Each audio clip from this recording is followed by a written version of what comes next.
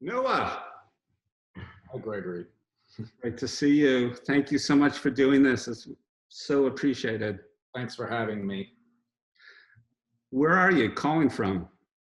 I'm on the North Fork of Long Island. Oh, sounds beautiful. Well, thanks for taking a moment to talk to the students.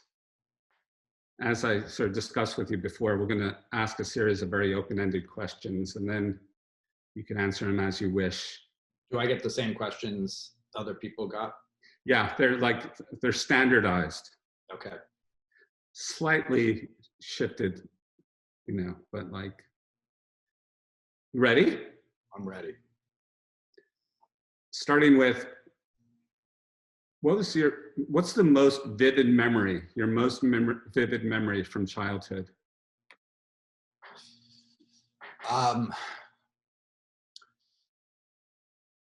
Well, there are many of them, and then there are many that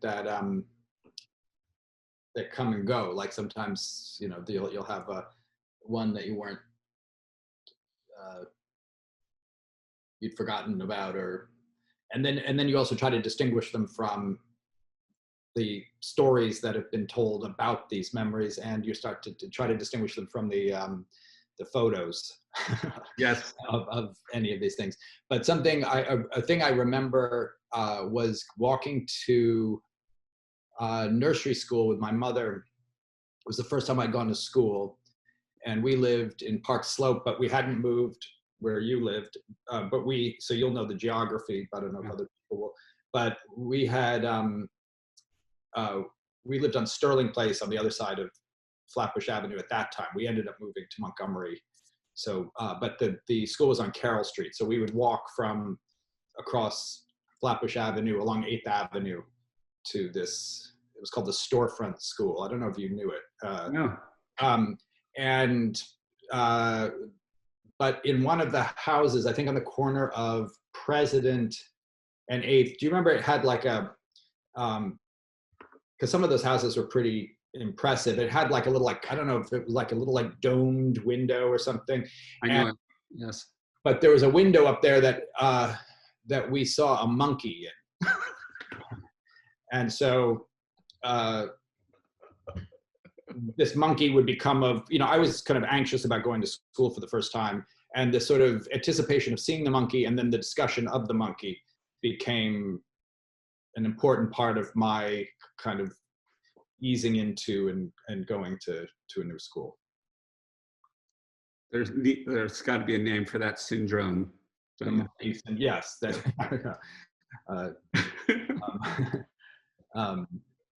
Yeah, we'll come up with it. So who were some of the early influences when you're coming of age? For like what I do more specifically, or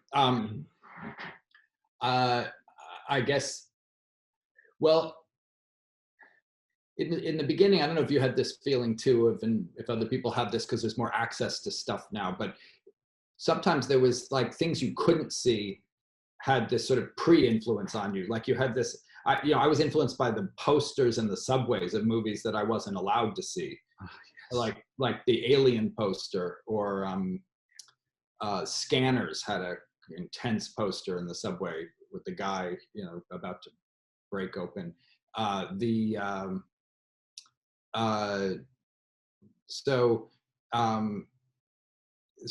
Those were like sort of like, and you'd hear about movies, like my parents would go to movies and they'd tell me about the movies.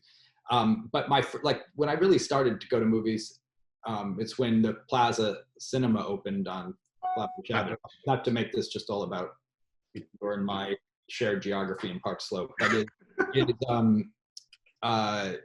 was really like a lot of those sort of first movies that I saw there, like The Jerk and Animal House and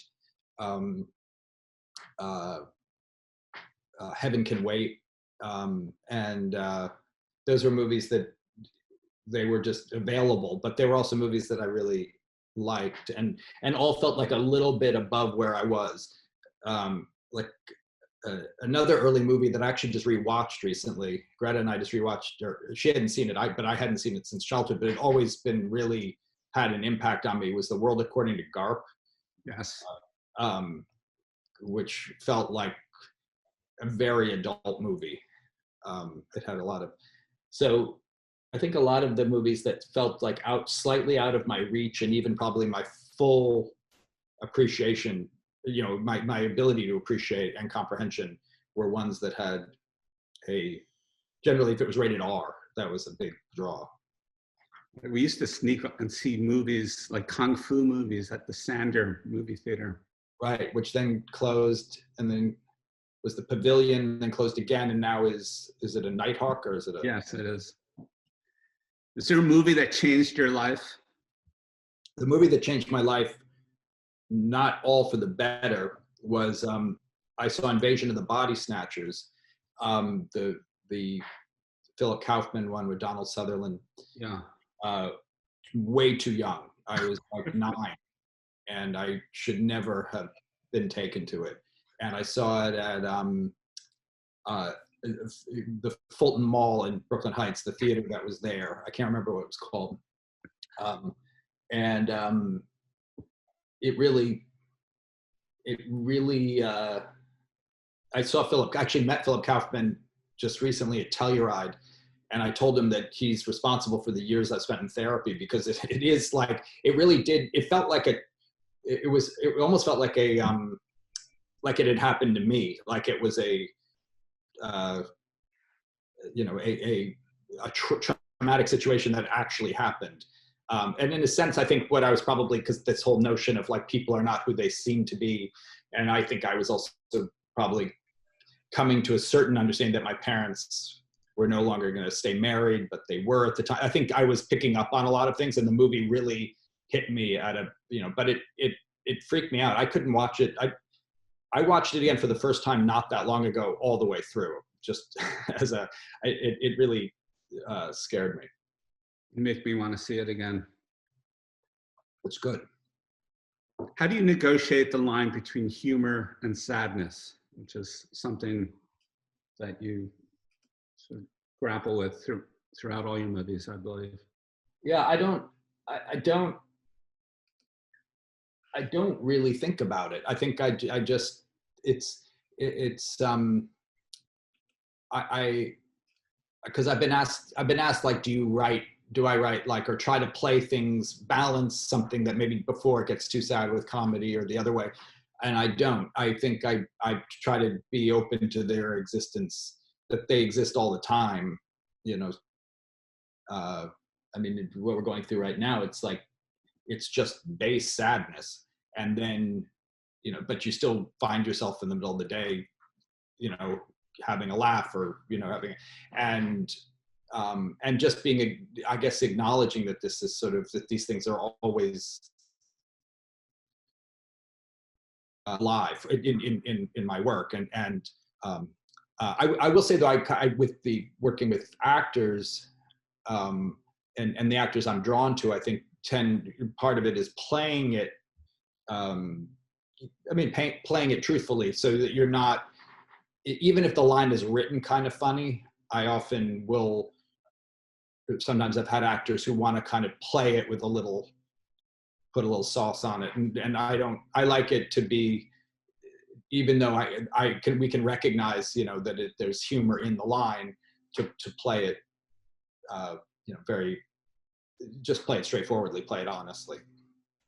What is the least favorite part of the artistic process for you? The least favorite? Well, in terms of the movie making process, I think I like editing the most, for various reasons. I mean, editing is a bit like writing, but you don't have to come up with it all wholesale. Writing, the difficulty in writing is the struggle to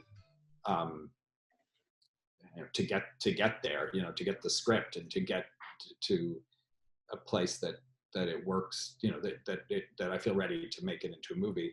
And some days are, as everybody I'm sure understands, are just, you just don't feel like you're getting anywhere. And you kind of, some days you think it's not working, other days you think it's working well. It's like, it's just a very back and forth experience. And it's really like almost like a wrestling match between me and the thing. And shooting a movie, what I love about, I'll say just sort of generally what I love about filmmaking is you have the solitary, or, if I'm writing with Greta or Wes or somebody, you have a friend you're with, but it's still relatively solitary writing.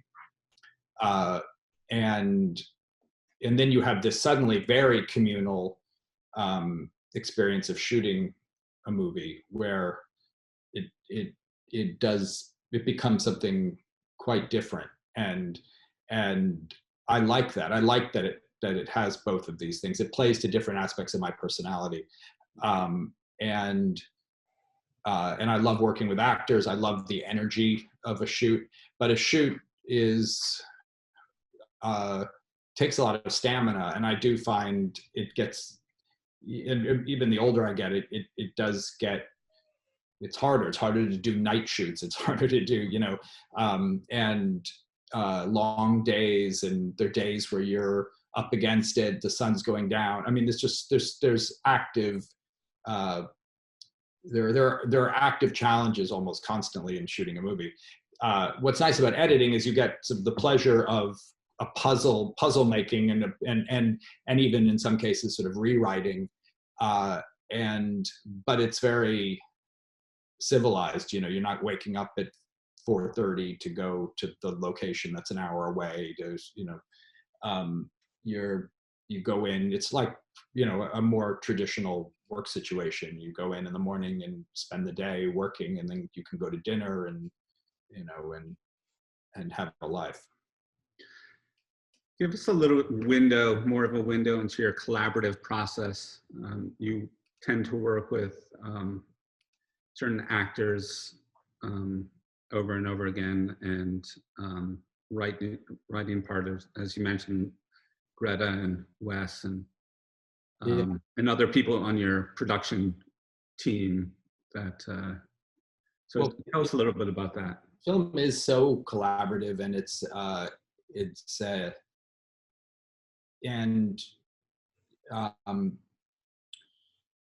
I've made 10 movies now, so there are people I know I like working with, and people I've had that I've had past experience with who feel like, I mean, in some ways crew becomes almost like casting. When you're putting together a movie, there's some people you would consider for anything, and then there are other people you're like, oh, this person would be particularly good for this movie, and someone else might be better for a different movie. But it's sort of things that you would think, that there's the shorthand, there's the shared history, there's also the work between movies. I mean, I think like even now when I'm working on a script or something, I will reach out to people in advance and just have them think about it too. So then I can show, now I show the script to many of my collaborators early, so they can react and we can have conversation and I can get ideas, and both actors and crew members. And I did that, the most I've ever done that, I did that a Marriage Story with, because I actually wrote the parts for Adam, Scarlett, and Laura. Yeah. But it's but then there's, I think it's a balance, because then you work with somebody, often there's a part that there are also the sort of, I guess they're actors and crew and crew members who I sort of have in my mind, and you think, well, one day I'll have something for them, but I don't yet, and that happened a bit certainly with Laura Dern. I wanted to work with for a while, and Alan Alda and Ray Liotta on the last one. And there are those people that sort of are out there, and you think, oh, one day I think I'll have something that'll be right for them. How do you negotiate the line between truth and fiction in your work?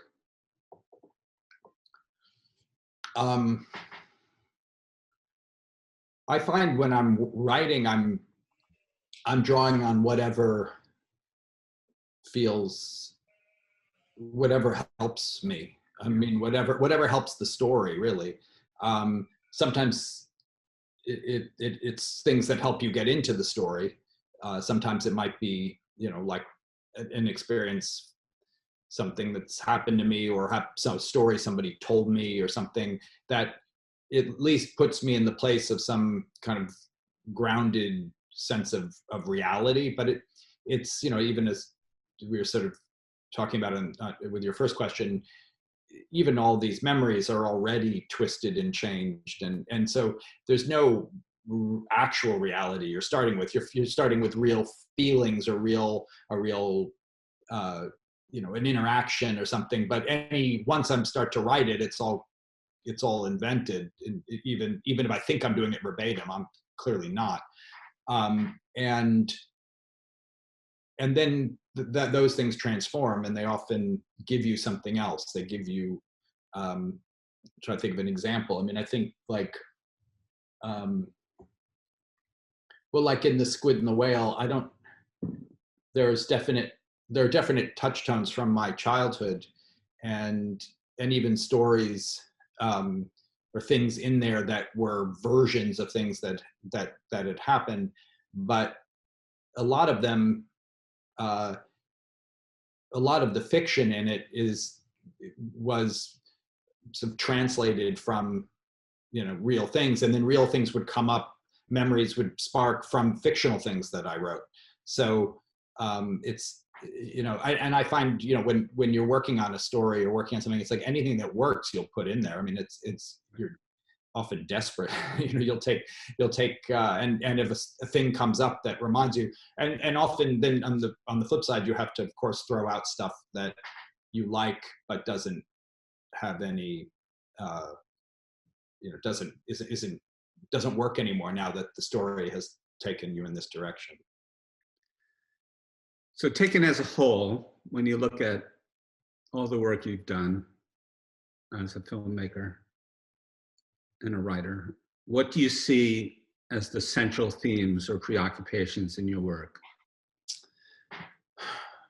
It's a good question that I might struggle to answer. Good. Finally. Well, I mean, something that on the last two movies that I kind of got in, that where I found my work going, I should say, is both with the Meyerowitz stories and with Marriage Stories, that how the personal intersects with the, I mean, in a sense, political, but even, the institutional,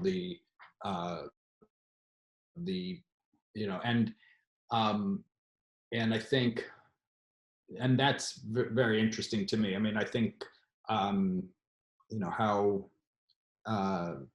inside and outside, and how, we're we all walk around with these, perceptions of ourselves, and and our relationships and our identities, and then there's the outside world feeding us, different information, and how do we handle that different information, and that's it on a very personal level. But I think what I'm sort of was looking at in those movies is how then you actually enter into these sort of, like the divorce industrial complex in Marriage Story, or the hospital, that you suddenly are now also at the mercy of the, the sort of capitalist world around you, but going through something that is extremely personal and, an emotional experience. I think, I mean, it's been, the best compliment I ever got was from Mike Nichols. Said, or one of the best compliments was, he said that he's like, you understand how embarrassed we all are. And I thought that was a nice thing. Great. That, of course, embarrassed me when I heard it. Who's your imagined audience? Do you ever think about that when you're making a film, or perhaps afterwards? I don't. I mean, I think um, I don't, except that of course I want. I mean, I'm making them for an audience. I want to make things that are, uh, you know, I'm not interested in making something that isn't that.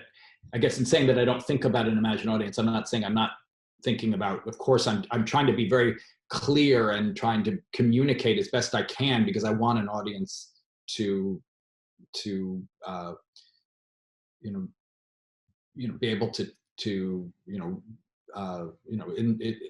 engage in the movie and do whatever as best they can. I mean, I think I do think about though is I think about it in a sense of kind of the creative process in general, but for me, making movies is really it does feel like a conversation with my younger self.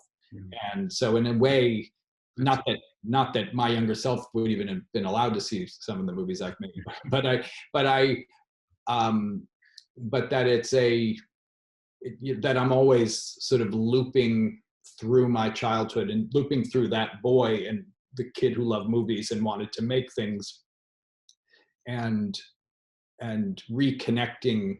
A lot of it's unconscious, but sometimes I'm aware of it, of to that feeling of and that's been directly applicable to certain movies I've made like Squid, but even to movies where it's just as uh, important a part of the process, even if it's not literal. Like I'm not like actually telling the story from childhood.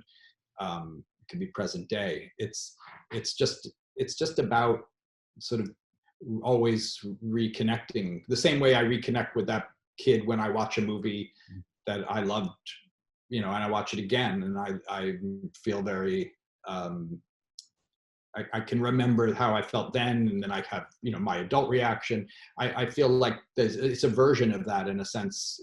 When I'm working, I imagine you have something like something like that. Is there a movie that makes you cry? There are a lot of movies that make me cry. I mean, anything on an airplane makes me cry. A lot of movies make me cry now. I mean, E.T. was a movie that made me cry. Uh, uh, I think to the point that I really, like, it was almost a problem when I first saw it. I remember what shirt I was wearing because I was crying so hard I had to lift the shirt over my face. So, What is it about that movie in particular that gets you? well, I mean, the movie in a way is about divorce. I mean, I think I saw it at a time, not unlike Invasion of the Body Snatchers. It was probably a couple of years later, where I think I didn't consciously know that my parents were going to get divorced, but I think I felt it. And so I think that aspect of it, although I wouldn't have been able to tell you that at the time. I mean, I felt I think there's something very, even though the milieu of it was very different from where I lived. I mean, that's sort of suburban way of riding the bikes and uh, um, was not, didn't feel like how I grew up at all. But I felt very connected to the kids in that movie, and I think it was like seeing myself accurately portrayed, even though Elliot wasn't like me. And I think just that relationship, there's so many goodbyes in movies always make me cry, and there's a lot of goodbyes in that movie. So and I think it felt very earned too, the sadness in that movie, which I think got me on a kind of deeper level than just sort of crying because it's generally sad, the music's sad or whatever. I think there's something that I felt very connected to. It felt very honest to me, the way that story was told. Do you have any favorite guilty pleasures?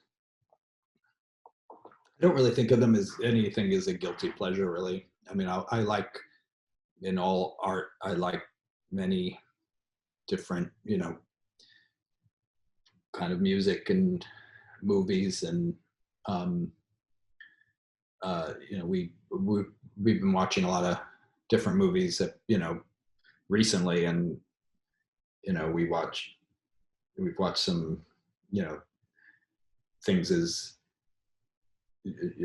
like Maurice Pialat movies, and, and things that would be more considered highbrow, I guess. And then we also, watch Meatballs, which I love too. Is there anything else on heavy rotation right now while you're in quarantine? Music or books or? I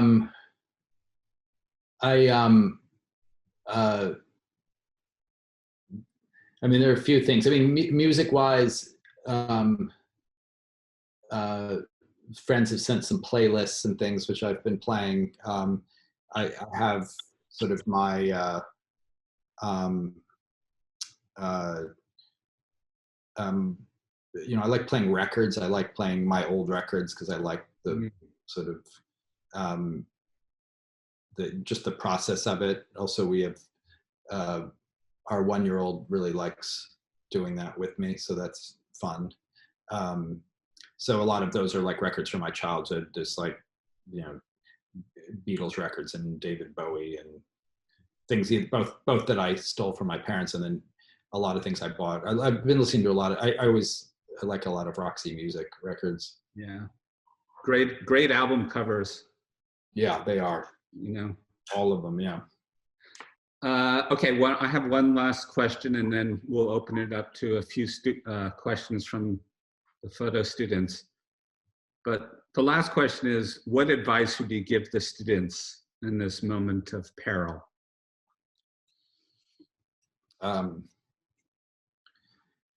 don't know, maybe they could give me some advice.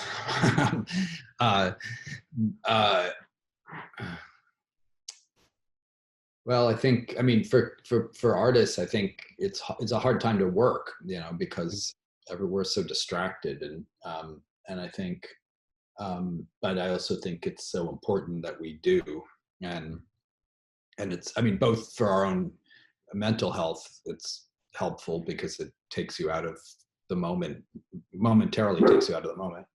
That's wizard barking in the back, and then. But yeah, I would say to keep working and from an artist perspective, to work as much as possible, because I think it both for self-sanity, and also we're going to need the art that comes out of this moment is going to be really important. Okay, so we have a few, we're going to have time just for a few questions. The first one is from Ron Wee. Okay, thank you so much. And I have a question about, as a visual artist, writing is always the most problem for me, particularly. So could you give me some advice, like how to do some creative script writing tuning in daily life? Especially we will do some, some short video art or short film. Are there any recommended scripts or books? Thank you so much. Well, in terms of, I think I always find with like the most difficult parts of the artistic process, it's what makes them sometimes even more difficult is because we all know that feeling when something comes to us that we didn't actually work to think of, or we didn't realize we were doing the work to think of it. That inspiration is always such a rush and exciting. And so in a sense, we're all kind of chasing those moments when we actually sit down. And of course we have them when we're,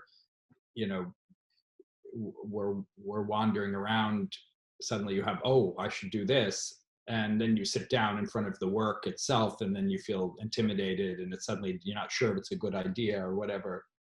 And I just find, and I don't always follow this, but I do find that it's trying to appreciate that as much of this process of what we all do is, it is, so much of it is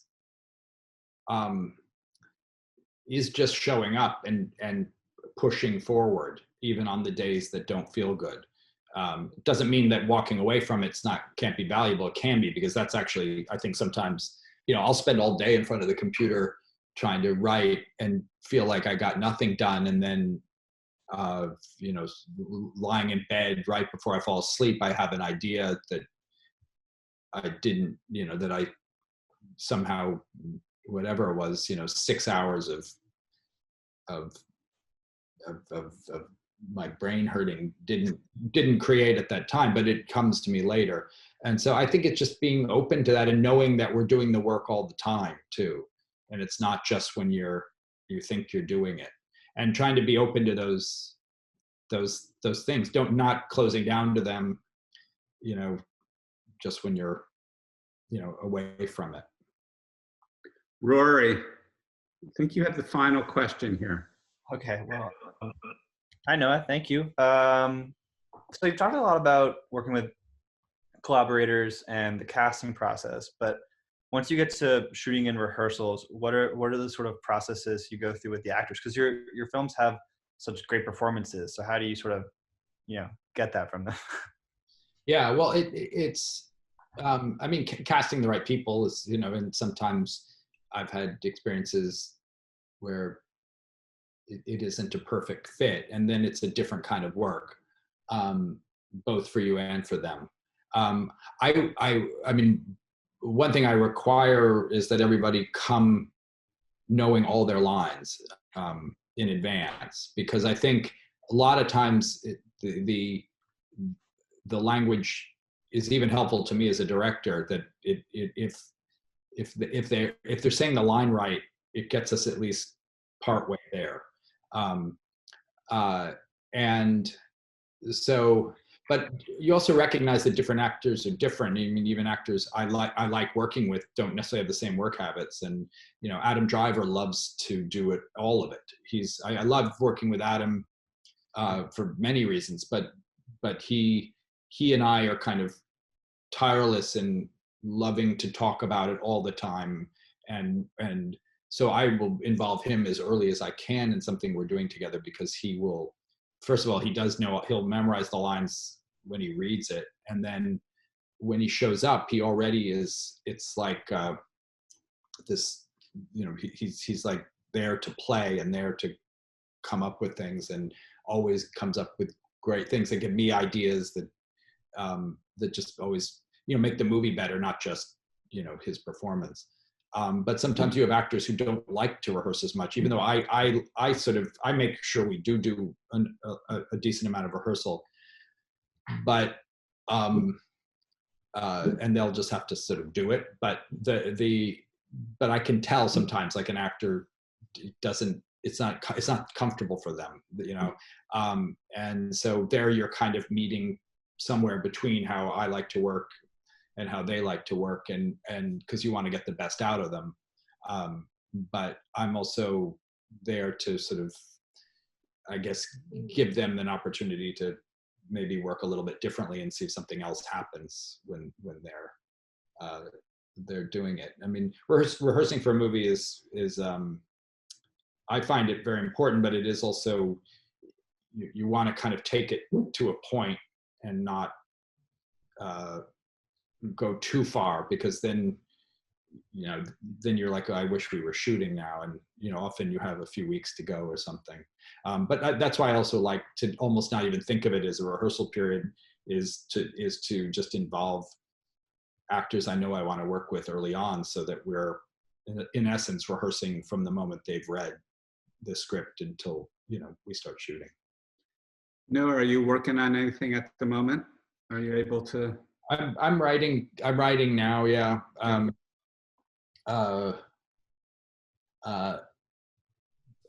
But you know, it's challenging, but you know, so like I was saying, I find it some days it's like, at least whether or not, whatever it turns out to be, at least it's like, it takes me out of myself a little bit.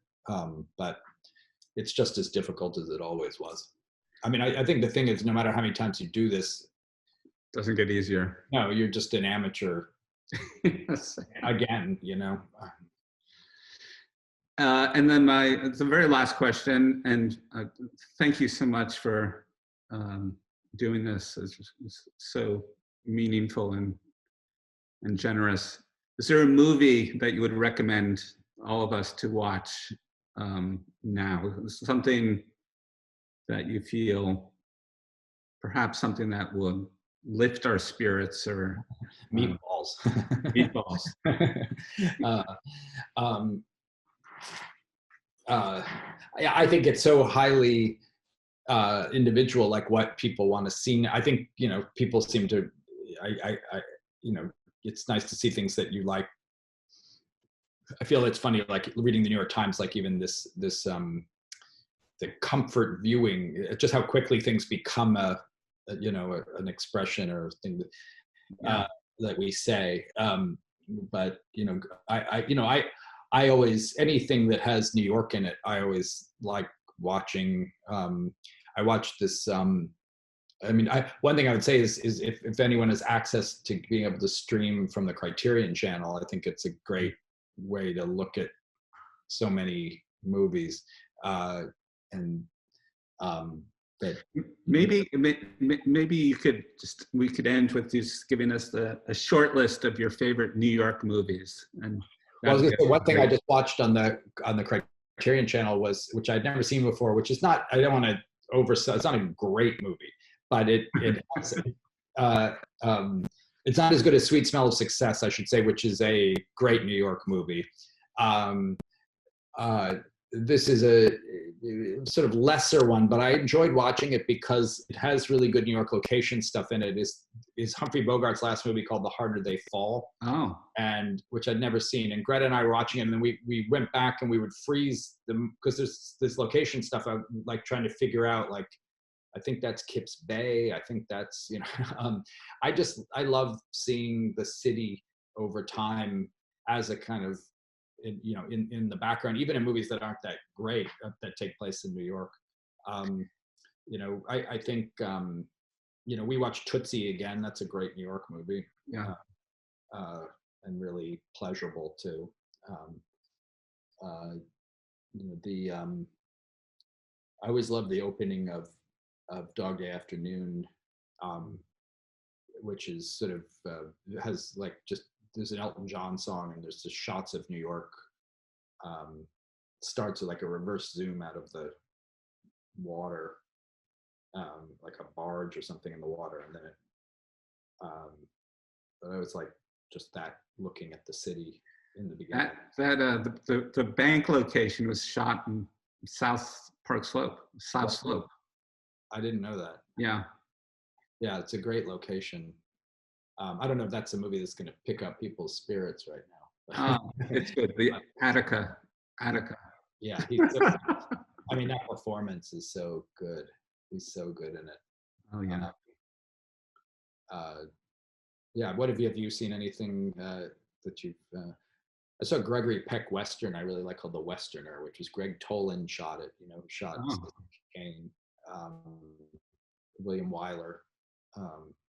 I've been enjoying a lot to sort of old Hollywood movies, something comforting about sort of those like I said, in Westerns for some reason, but which I didn't always feel like. Westerns didn't always I didn't always quite understand Westerns. I don't know if I don't know, I think growing up in the city, they kind of seemed foreign to me, but I've really started to